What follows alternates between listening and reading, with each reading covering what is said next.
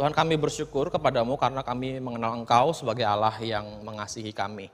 Saat ini kami mau mendengar firman-Mu ya Tuhan, sebuah bentuk dari kasih-Mu kepada kami, ketika Engkau masih memperdengarkan suara-Mu, ketika Engkau masih memberikan bimbingan-Mu kepada kehidupan kami ya Tuhan. Biarlah kami menerima kasih-Mu dengan penuh ucapan syukur, dengan sebuah sikap yang baik dan rendah hati di hadapan-Mu untuk mendengar firman-Mu, sehingga firman-Mu tidak menjadi sia-sia diperdengarkan kepada kami. Berkati hamba-Mu dalam segala kekurangannya boleh menyampaikan kebenaran-Mu buat setiap kami. Kami menyerahkan saat-saat pemberitaan firman-Mu, biarlah Tuhan yang menguatkan kami. Terima kasih Bapa, kami siap dengar firman-Mu. Dalam nama Tuhan Yesus kami berdoa dan bersyukur. Amin. Shalom Bapak Ibu, Saudara sekalian. Mari kita membuka Alkitab kita pada hari ini dari Matius 5 ayat 43 sampai 48. Matius pasal 5 ayat 43 sampai 48.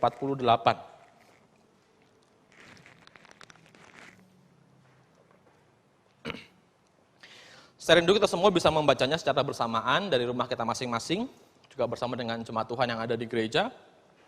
Kita membaca Matius pasal 5 ayat 43 sampai 48 perlahan-lahan secara bersama-sama. 1, 2, 3. Kamu telah mendengar firman, kasihilah sesamamu manusia dan bencilah musuhmu. Tetapi aku berkata kepadamu, kasihilah musuhmu dan berdoalah bagi mereka yang menganiaya kamu. Karena dengan demikianlah kamu menjadi anak-anak Bapamu yang di sorga, yang menerbitkan matahari bagi orang yang jahat dan yang baik, dan menurunkan hujan bagi orang benar dan orang yang tidak benar. Apabila kamu mengasihi orang yang mengasihi kamu, apakah upahmu? Bukankah pemungut cukai juga berbuat demikian?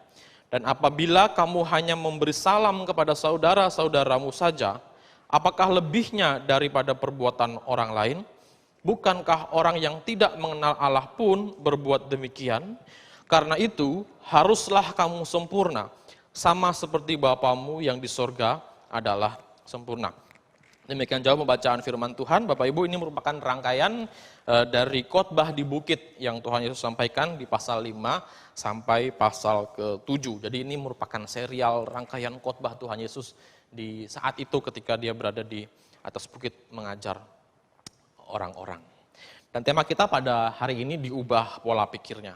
Bapak Ibu Saudara, kita mengalami banyak perubahan di dalam hidup kita. Kita menjadi orang-orang di mana kita mengalami perubahan-perubahan itu. Kita ingat dulu sesuatu yang banyak terdapat adalah telepon di rumah, pesawat telepon. Dan hari ini itu berubah kepada handphone. Bahkan handphone pun berubah, dulu yang dipencet-pencet, sekarang yang sifatnya touchscreen. Atau mungkin kita mengalami perubahan, ibu-ibu dulu masak pakai minyak tanah, dan kemudian kita berubah menggunakan LPG, gas LPG. Kita ini orang-orang yang banyak mengalami perubahan di dalam kehidupan kita. Dan perubahan itu selalu tampak lebih baik daripada sebelumnya.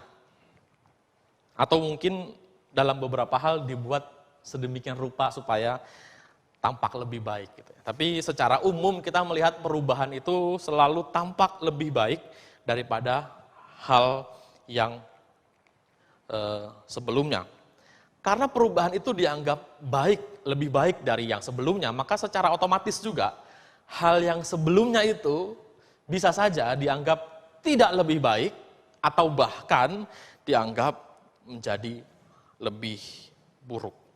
Nah Bapak Ibu Saudara, bicara tentang perubahan, tema kita hari ini adalah soal perubahan. Seperti saya katakan ya, diubah pola pikirnya.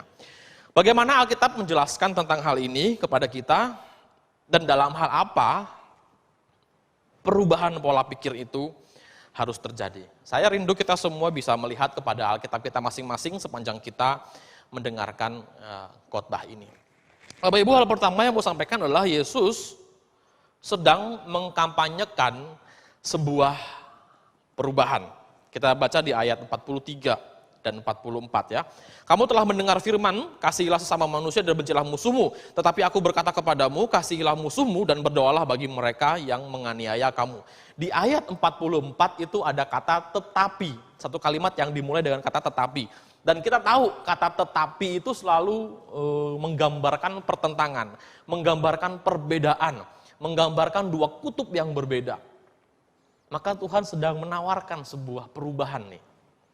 Apa perubahan itu? Di ayat 43, itu adalah kondisi yang lama.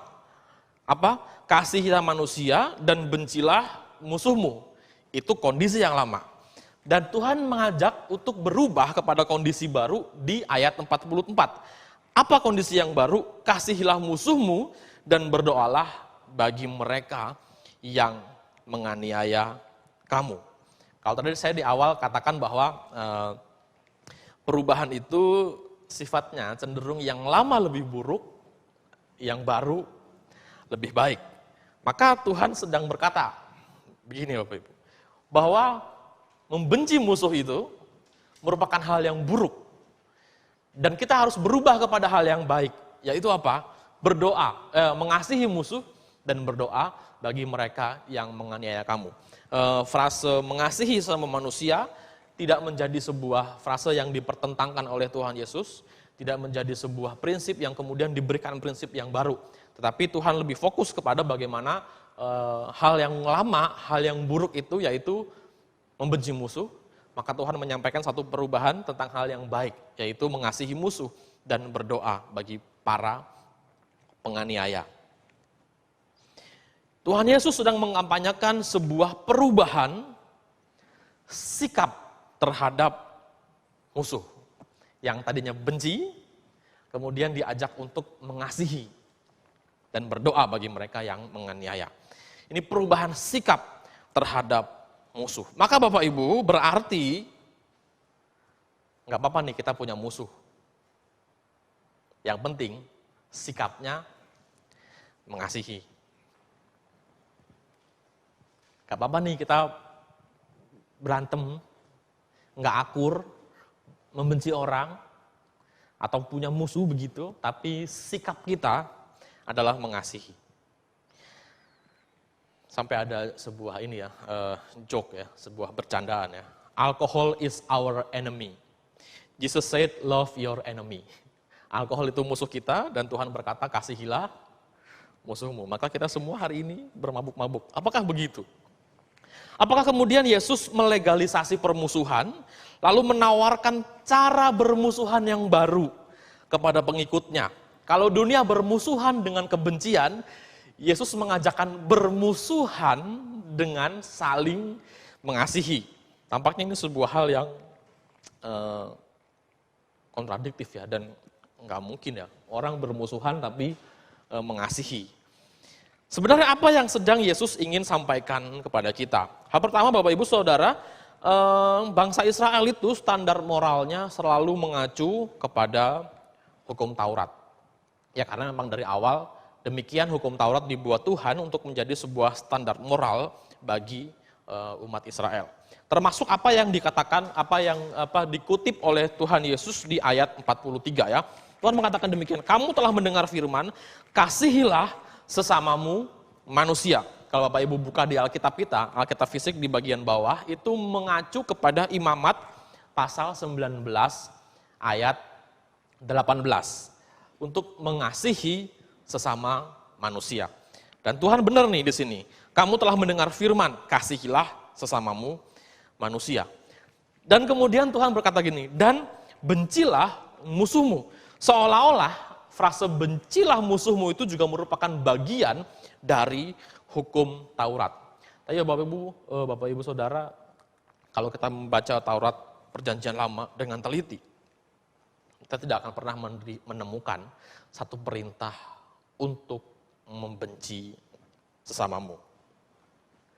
Lalu kenapa hal ini bisa muncul di referensinya Tuhan Yesus ketika dia ngomong sesuatu? Kenapa Tuhan bilang, Tuhan mengatakan hal ini?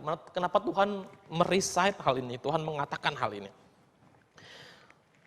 Ternyata perintah bencilah musuhmu itu tidak berasal dari hukum Taurat, melainkan dari para guru-guru agama Israel. Israel punya banyak, beberapa kelompok guru-guru ya, orang Farisi, ahli Taurat, atau komunitas-komunitas tertentu yang memisahkan diri dari masyarakat demi hidup lebih suci. Dan orang-orang ini mereka yang kemudian menafsirkan hukum Taurat itu. Orang Farisi, ahli-ahli Taurat seringkali juga menambahkan aturan-aturan tertentu sebagai bagian dari penafsiran terhadap hukum Taurat itu. Maka salah satu contoh penafsiran yang logis dari ayat 43 bagian A, yang mana itu mengacu pada Ulangan 19 ayat 18. Kalau kamu mengasihi sesama manusia, maka tafsiran logisnya bencilah musuh. Karena mengasihi sesama, maka membenci musuh. Ini merupakan tambahan, ya, itu merupakan penafsiran tambahan dari para guru-guru agama Yahudi. Kenapa penafsiran otomatis itu muncul? Kenapa penafsiran tambahan itu muncul? Karena ada pola pikir dualisme, baik dalam kehidupan orang Yahudi maupun dunia pada masa itu. Orang Yahudi berpikir ada dua kelompok manusia, kelompok Yahudi dan kelompok di luar Yahudi yang disebut kafir. Jadi ada Yahudi dan kafir. Lalu orang Roma berpikir, orang Romawi dan orang barbar. Itu semua dunia berpikir dualisme seperti itu.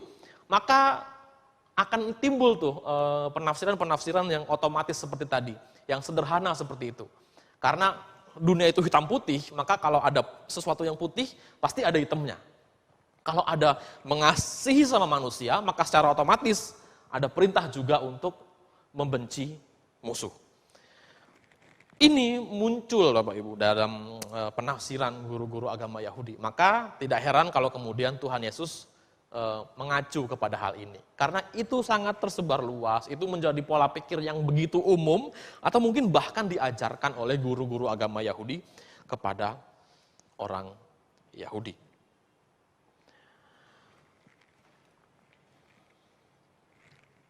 Maka Bapak Ibu, dengan demikian, ketika Tuhan sedang mengatakan, ketika Tuhan sedang menyebutkan apa yang pernah diajarkan, dan kemudian Tuhan menyampaikan sesuatu yang bertentangan dengan itu, yaitu apa? Daripada membenci musuhmu, kepada mengasihi musuh dan berdoa bagi orang yang menganiaya kamu. Apa artinya ini, Bapak Ibu Saudara? Tuhan sedang tidak membuat sebuah antitesis terhadap membenci musuh. Tuhan sedang tidak membuat sebuah pertentangan terhadap membenci musuh. Kenapa? Karena dari awal, ide tentang membenci musuh itu tidak pernah berasal dari firman Tuhan. Ide tentang membenci musuh itu tidak pernah berasal dari Tuhan. Itu berasal dari penafsiran orang-orang Yahudi, guru-guru agama Yahudi, yang mana itu sebenarnya salah. Karena Tuhan secara jelas tidak pernah memerintahkan untuk membenci musuh. Kalau demikian, kalau itu tidak pernah berasal dari firman Tuhan, lalu apa yang dimaksud dengan mengasihi musuh? Apa sifat dari mengasihi musuh ini? Di Eckerson dalam tafsirannya mengatakan ajakan untuk mengasihi musuh ini, ajakan untuk berdoa bagi mereka yang menganiaya kamu, itu bukan bentuk antitesis, bukan bentuk pertentangan. Ya karena memang sebenarnya membenci musuh itu tidak pernah ada sebagai sebuah firman. Tetapi ini sebuah hal yang nilainya lebih tinggi. Di Eckerson mengatakan dengan istilah epitesis atau hypertesis. Yang kedua mungkin lebih gampang dipahami ya, hipertensi. Gitu ya. Sesuatu yang lebih tinggi. Mengasihi musuh dan berdoa bagi mereka yang menganiaya, itu merupakan sebuah nilai yang lebih tinggi derajatnya ketimbang sebuah ide untuk membenci musuh. Sebuah nilai yang lebih tinggi derajatnya. Apa nilai itu? Apa nilai yang lebih tinggi itu? Ada nilai apa di balik mengasihi musuh dan berdoa bagi para penganiaya? Di ayat 46 Tuhan Yesus menyampaikan alasan kenapa orang harus mengasihi musuh, kenapa pengikutnya harus mengasihi musuh dan berdoa bagi orang-orang yang menganiaya. Kenapa? Karena dengan demikianlah, dengan mengasihi musuh dan berdoa bagi penganiaya, kamu menjadi anak-anak Bapamu yang di sorga. Sebuah bentuk mengasihi musuh dan berdoa bagi para penganiaya, itu merupakan sebuah standar yang lebih tinggi untuk menjadi anak-anak Bapa yang di sorga. Ini nilai yang lebih tinggi yang harus dimiliki oleh mereka yang mengaku dirinya sebagai anak-anak Bapa yang di sorga. Kenapa hal itu merupakan nilai yang lebih tinggi? Tuhan melanjutkan, karena Bapa di sorga itu menerbitkan matahari baik bagi orang jahat maupun orang baik. Menurunkan hujan baik bagi orang benar maupun bagi orang yang tidak benar. Ini sebuah tindakan yang Tuhan berikan, sebuah tindakan kebaikan yang Tuhan berikan baik kepada orang yang tampak baik dan orang yang tampak tidak baik. Sebuah kebaikan yang Tuhan berikan kepada semua manusia, yang jahat maupun yang tidak jahat. Ini bentuk kasih yang kemudian menyeluruh. Kita perlu membedakan kasih Allah yang sifatnya eksklusif dengan kasih Allah yang sifatnya universal.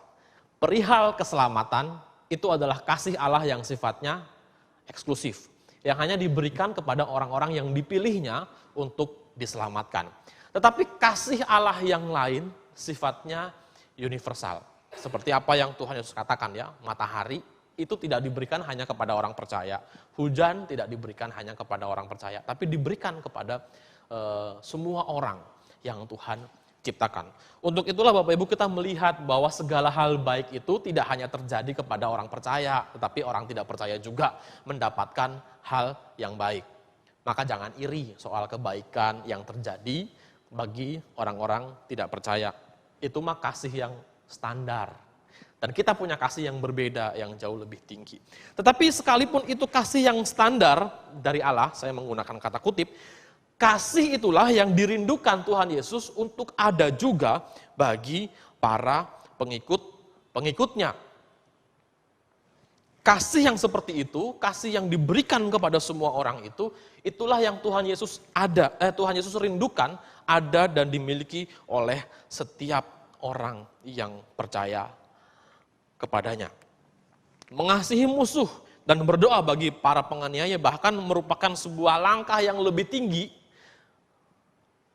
ketimbang kehidupan seorang pemungut cukai dan orang-orang berdosa. Tuhan Yesus mau mengatakan bahwa kalau kamu membenci musuh, kamu tidak berbeda dengan pemungut cukai dan orang-orang yang berdosa. Itu di ayat 46 bagian terakhir ya. Itu tidak lebih dari orang-orang yang tidak mengenal Allah. Sikap untuk membenci musuh itu. Jadi kalau sebagai pengikut Kristus, orang-orang Israel itu masih saja membenci musuh, mereka tidak berbeda dengan pemungut cukai dan orang-orang berdosa serta orang-orang yang tidak mengenal Allah. Bapak Ibu Saudara, pemungut cukai, orang berdosa itu selalu digambarkan sebagai seburuk-buruknya sebuah contoh, seburuk-buruknya manusia di dalam perjanjian baru. Mereka selalu menjadi kelompok yang dianggap selalu negatif, selalu salah, dan selalu berdosa. Maka kalau kemudian Tuhan bilang, kalau kamu masih membenci musuh, kamu sama dengan pemungut cukai, itu sebenarnya Tuhan mau mengatakan kalau kamu membenci musuh, masih benci dengan musuh, itu sebenarnya kamu nggak beda jauh dengan orang berdosa. Kamu seburuk-buruknya orang yang berdosa, seburuk-buruknya orang yang tidak mengenal Allah. Tuhan sedang mengajarkan sebuah nilai yang lebih tinggi ketimbang nilai yang dianut oleh orang berdosa. Tuhan sedang mengajarkan nilai yang lebih tinggi ketimbang nilai yang dianut oleh orang-orang pada masa itu. Tuhan mengajarkan sebuah nilai yang lebih tinggi ketimbang nilai-nilai yang diajarkan oleh para guru-guru agama di Israel. Yaitu apa? Sebuah nilai untuk mengasihi musuh dan berdoa bagi mereka yang menganiaya kamu. Maka Yesus sedang tidak mengajarkan sebuah cara bermusuhan yang baru. Tapi Yesus mengajarkan nilai yang baru. Yesus mengajarkan sebuah nilai yang lebih tinggi. Disinilah letak perubahan itu, Bapak, Ibu, Saudara. Yaitu punya nilai yang derajatnya lebih tinggi. Memegang nilai yang lebih baik ketimbang orang-orang yang ada pada masa itu. Memegang sebuah nilai yang jauh lebih baik dibandingkan nilai yang dipegang oleh semua orang pada saat itu. Bahkan lebih dari itu, di ayat 48 Yesus berkata demikian. Karena itu haruslah kamu sempurna, sama seperti Bapamu yang di sorga adalah sempurna. Tuhan mau mengatakan bahwa ketika kamu sebagai pengikutku mampu mengasihi musuh dan berdoa bagi mereka yang menganiaya kamu sedang mengusahakan sebuah kesempurnaan seperti yang ada pada Bapa yang mengacu tadi sebelumnya. Bapa di surga itu memberikan matahari dan hujan baik kepada orang jahat maupun kepada orang baik.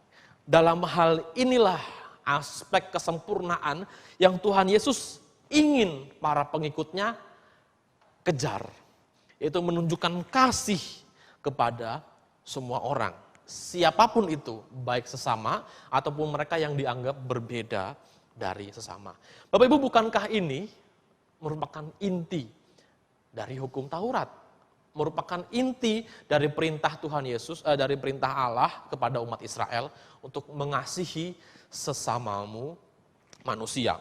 Kalau Bapak Ibu membaca di pasal 5 ayat 17, silakan dibuka Alkitabnya, saya akan membacakannya bagi kita semua.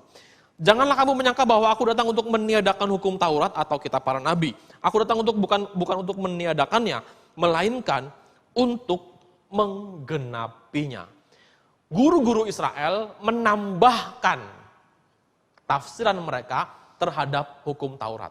Tetapi ketika Tuhan Yesus berkata di ayat 43 sampai 48 ini, kasihilah musuhmu dan berdoalah bagi mereka yang menganiaya kamu. Sebenarnya Tuhan Yesus sedang menggenapi hukum Taurat itu. Kenapa? Karena memang hukum Taurat tidak pernah berkata tentang membenci sesama. Hukum Taurat hanya berkata tentang kasihilah sesamamu manusia. Dan Tuhan Yesus menggenapinya dengan sebuah penjelasan tentang nilai yang lebih tinggi ketimbang apa yang dipegang oleh orang-orang pada masa itu. Bapak Ibu, mengasihi musuh, berdoa bagi mereka penganiaya, bukan merupakan sebuah bentuk cara bermusuhan yang baru. Tetapi jauh daripada itu, mengasihi musuh adalah sebuah nilai yang lebih tinggi derajatnya. Kita melihat sebuah perubahan ide tentang dari apa yang Tuhan sampaikan ya. Kalau kemudian guru-guru agama Yahudi menyampaikan ide tentang permusuhan, padahal firman-Nya bukan bicara tentang permusuhan, Yesus mengubah itu menjadi sebuah ide tentang mengasihi. Bahkan mengasihi musuh, mengasihi orang-orang yang kontra dengan kita. Mengasihi yang bentuknya, sifatnya, prinsipnya itu sama dengan kasih Allah yang diberikan kepada semua orang. Yang menerbitkan matahari baik bagi orang benar maupun orang tidak benar. Baik bagi orang jahat maupun orang baik. Kasih yang seperti yang dilakukan oleh Bapa di sorga. Bahkan kasih yang merupakan bagian dari usaha kita, orang-orang percaya, untuk serupa dengan Allah. Serupa dengan kesempurnaan Allah. Sekalipun memang kita tidak pernah sempurna. Tetapi ketika kita mengasihi, ketika kita mencoba untuk mengasihi seperti bagaimana Allah mengasihi ciptaan, itu merupakan bagian kita mengejar kesempurnaan itu. Bapak Ibu, inilah nilai yang lebih tinggi itu. Yaitu ketika kita mampu mengasihi bahkan kepada mereka yang dunia katakan tidak layak untuk dikasihi. Yaitu ketika kita mampu mengasihi baik mereka yang mengasihi kita ataupun kepada mereka yang tidak mengasihi kita. Yaitu ketika kita mampu mengasihi kepada mereka yang baik maupun kepada mereka yang tidak baik. Hal ini kemudian dicontohkan Kristus ketika dia mati di atas kayu salib. Sebuah peristiwa kasih yang eksklusif sebenarnya bagi orang-orang percaya. Tetapi ketika dia menunjukkan kasih yang eksklusif itu, di saat yang sama dia menunjukkan kasih yang universal. Ketika dia berdoa, ya Bapa, ampunilah mereka, orang-orang yang sudah bersekongkol untuk menyalibkan dia. Sebab mereka tidak tahu apa yang mereka lakukan. Bapak Ibu, inilah nilai yang lebih tinggi yang diajarkan Tuhan Yesus dan kemudian juga diteladankan oleh Tuhan Yesus. Bahwa benar kita punya kasih yang eksklusif di dalam Tuhan, tetapi kita harus mengerjakan kasih yang sifatnya universal kepada semua orang. Sehingga tidak ada lagi permusuhan di tengah-tengah dunia ini. Sebagaimana sedari awal memang Tuhan tidak pernah meletakkan bencilah musuhmu di dalam bagian dari hukum Taurat. Demikian juga kita harus menghilangkan permusuhan dari tengah-tengah dunia ini. Bapak Ibu Saudara, kenapa tiba-tiba saya membahas tentang permusuhan? Kalau kita mau teliti, sebenarnya kita hidup di tengah dunia yang penuh dengan permusuhan. Baik dalam bentuk yang lembut, dalam bentuk yang sederhana, maupun dalam bentuk yang ekstrim. Kita hidup di tengah dunia yang penuh dengan permusuhan. Kita hidup dalam kompetisi. Siapa lebih kaya, siapa lebih baik, siapa lebih tampan, siapa lebih cantik, siapa lebih hebat. Dan itu hal yang menjadi biasa buat kita. Kita sekolah dinilai dengan angka. Saya nggak mau mengatakan ini suatu hal yang salah atau benar. Tetapi kita berhadapan dengan fakta bahwa kita hidup di tengah dunia yang begitu kompetitif. Kita dihadapkan dengan kompetisi. Bapak Ibu, yang namanya kompetisi tidak ada yang netral. Selalu ada dua pihak yang dalam tanda kutip bermusuhan, bertentangan. Kompetisi itu ada di dalam kehidupan kita. Bahkan mungkin kompetisi itu membuat suatu permusuhan di tengah kehidupan manusia. Kompetisi merupakan hal yang tidak bisa dihindarkan dalam kehidupan kita. Orang dulu-duluan sukses, orang dulu-duluan lebih kaya, orang dulu-duluan menikah, sehingga yang belum menikah dibanding-bandingin sama yang udah menikah. Enak ya jadi hamba Tuhan jomblo, punya senjata buat membungkam. Nah Bapak Ibu, dunia ini penuh dengan kompetisi.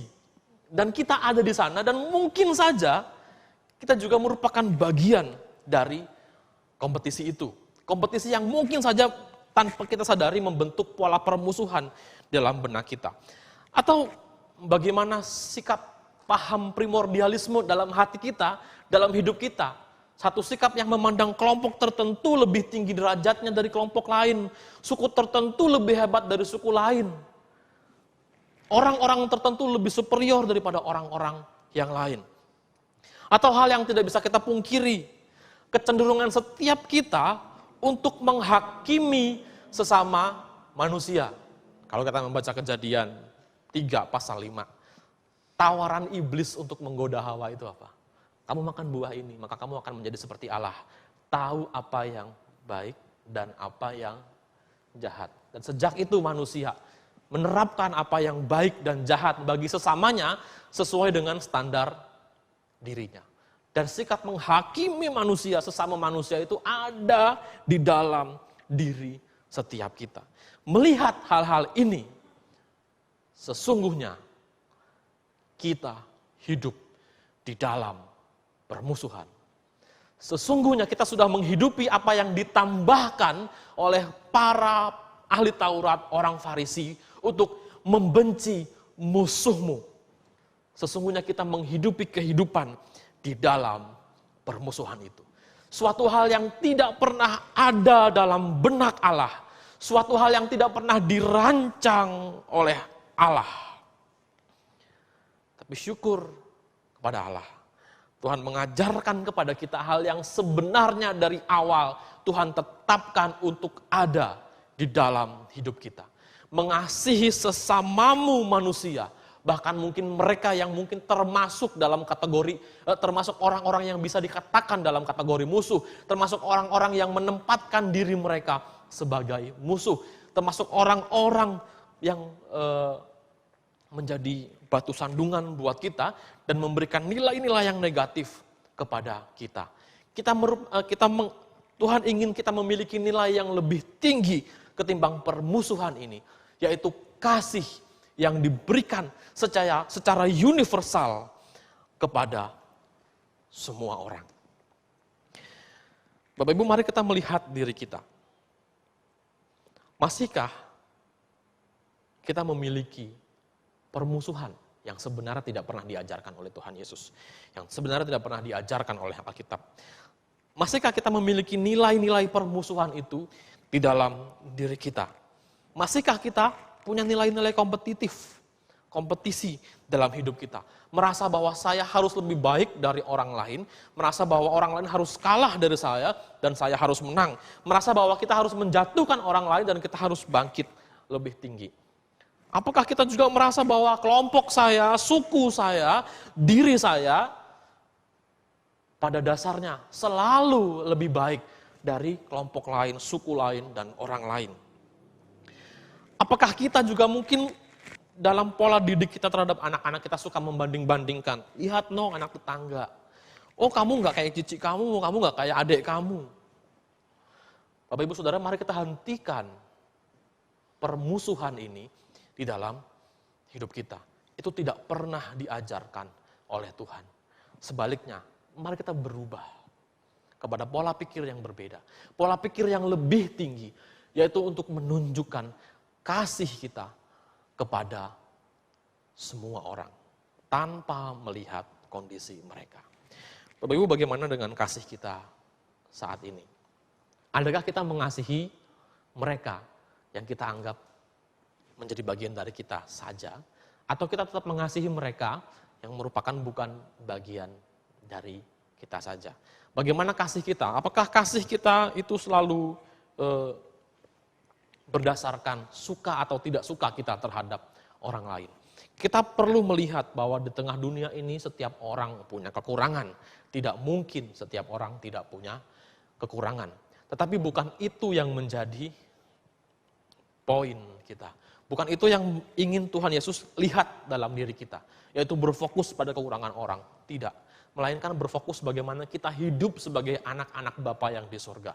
Menunjukkan kasih-Nya kepada semua orang. Tidak melihat baik atau benarnya orang itu, kurang atau lebihnya orang itu.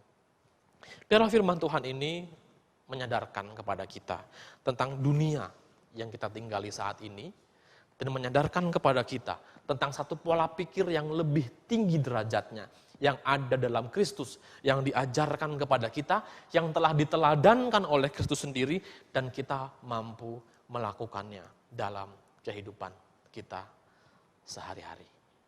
Tuhan Yesus memberkati. Mari kita berdoa. Bapa, kami bersyukur kalau kami mengenal Allah dalam diri Yesus Kristus. Satu-satunya Allah yang benar dari Allah yang dikenal oleh orang-orang lain. Dan kami percaya bahwa Engkaulah satu-satunya Allah. Kami bersyukur kalau apa yang Engkau ajarkan berbeda dengan apa yang diajarkan dunia.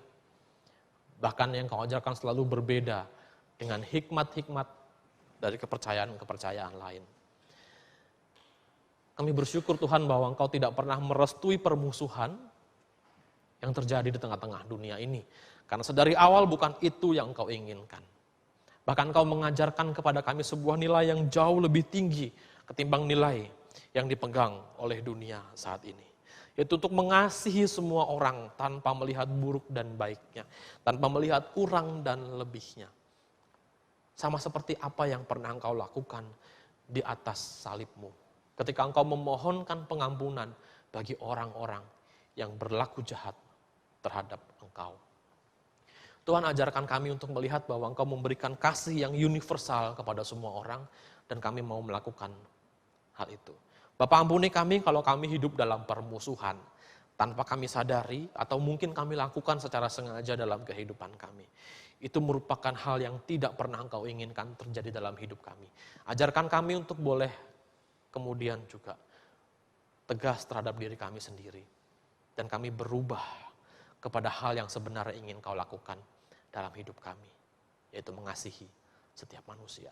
Terima kasih Bapak buat firman yang sudah Engkau sampaikan kepada kami. Kami percaya kuasa Roh-Mu yang kudus yang tinggal dalam hati kami akan menyempurnakan setiap firman yang kami dengar dalam setiap hati kami masing-masing. Dan Roh Kudus yang sama akan memampukan kami untuk kami melakukannya sehingga hidup kami berkenan di hadapan-Mu. Terima kasih Bapak, dalam nama Tuhan Yesus kami berdoa dan bersyukur. Amin. Saya serahkan kembali pada liturgis.